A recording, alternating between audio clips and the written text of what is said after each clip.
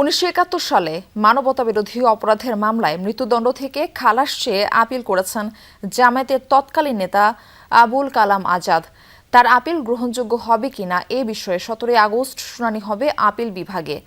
আপিলের copy prosecution পায়নি জানিয়ে আপিল বিভাগে সময়ের আবেদন করেন chief prosecutor Aminul Islam.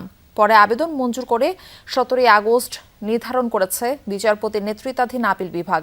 5 August রাজনৈতিক পট পরিবর্তনের পর আত্মসমর্পণের শর্তে তার সাজা স্থগিত করেন নির্বাহী বিভাগ।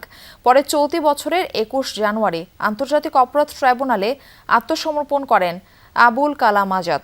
71-এর যুদ্ধাপরাধী অপরাধে প্রথম মৃত্যুদণ্ডপ্রাপ্ত আসামি আবুল কালাম আজাদ।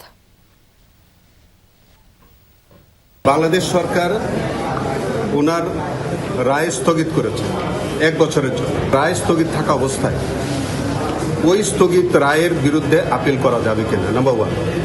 নাম্বার 2 হচ্ছে আন্তর্জাতিক অপরাধ ট্রাইব্যুনাল 21-3-এ 30 দিনের পরে ওই আপিলটা আর দায়ের করার আইনগত সুযোগ নাই। এত বছর পরে এসে এই আপিলটা মেনটেনেবল হবে কিনা, আশা করি এই 2 পয়েন্টে আমরা আগে হিয়ারিং করব।